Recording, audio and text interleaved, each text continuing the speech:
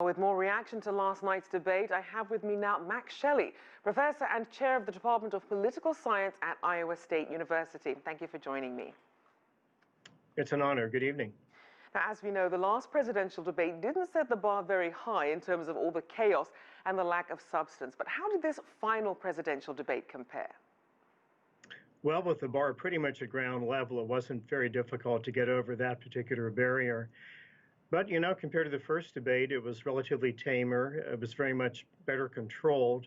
There were new rules that, of course, helped out, like turning a microphone off. And there was actually some substantive discussion.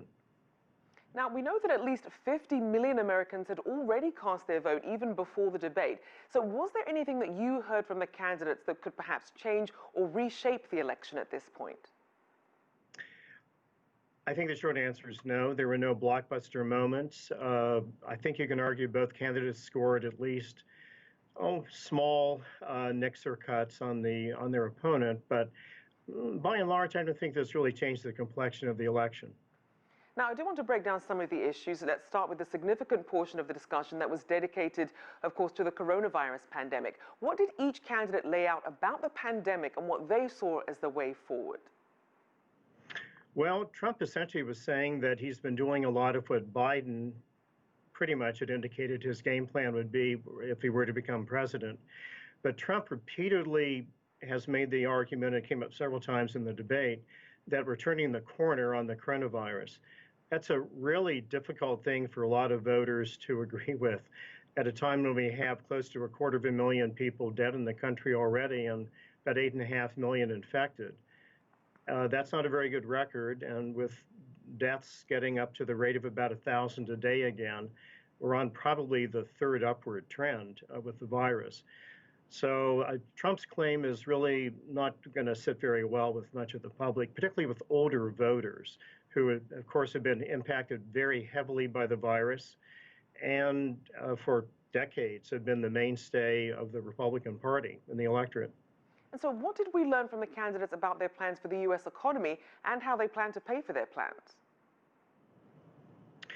Well, the payment for the plans basically comes down to taxing wealthier people on the Biden side. The Trump side is pretty much a continuation of the same strategy that's been pursued already. The 2017 tax cut is one of the relatively few things that Trump can point to as a very concrete achievement. It's a positive achievement on the Republican side based on the argument that they were able to stimulate the economy by reducing taxes on corporations as well as wealthier people, with some tax cuts also for people of more modest means. From the Democratic perspective, though, that was seen as a very distorted kind of approach, one that benefited wealthier people at the expense of those with lower incomes. Now, there was also some back and forth as to who's to blame for a coronavirus relief bill getting stalled in Congress, as well as the size and scope of it. Where do things stand in the process of getting more financial relief to struggling American families and businesses? Well, this is pretty much a standoff. It's probably for political reasons. Democrats don't particularly want to give Trump a success at this point that he could claim as his own. Republicans are not much interested in spending a lot more dollars. The Democratic argument started out at about a $3 trillion level. It's gotten down into about $2.2 trillion range. The Republicans keep inching up.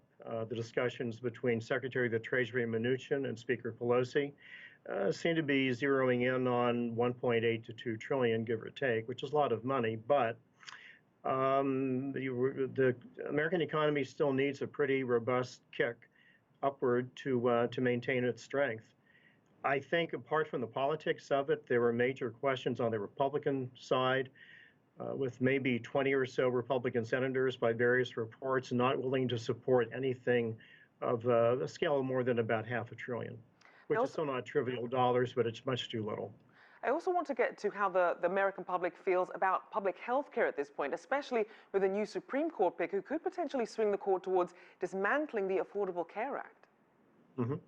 Well, yes, and of course that has personal implications for many people, particularly during the coronavirus epidemic. Getting rid of support for, well, a minimum of 20 million and maybe many more than that people in the United States, if the ACA were to go away, it's, in a sense, not very smart politics in the middle of a pandemic. There are provisions that would pull people off of government-supported medical insurance almost immediately. But even beyond that, the legislation would, well, the end of the ACA, acted by the Supreme Court, could very likely also strip away benefits and supports that exist currently for over 100 million people with disabilities. And certainly, as you mentioned, during a pandemic, something front and center of people's minds. I do want to get to this issue of climate change and the role of the energy industry, which also came up. What are the candidates' stances on this, as well as their potential longer-term implications?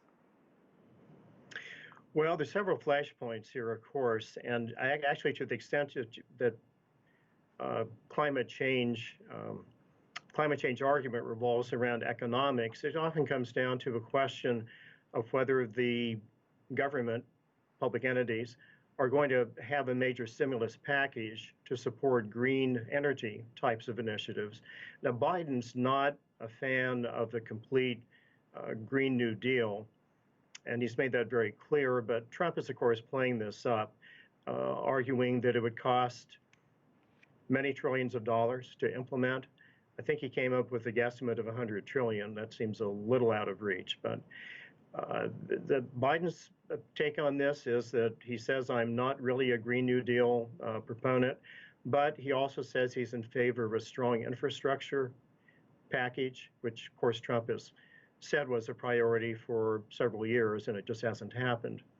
So between infrastructure spending, some version of a Green New Deal, very scaled down, those would be major stimulus elements that Republicans, for the most part, at least on the climate side, are likely not to support, as many of them don't believe climate change is either real or a major problem.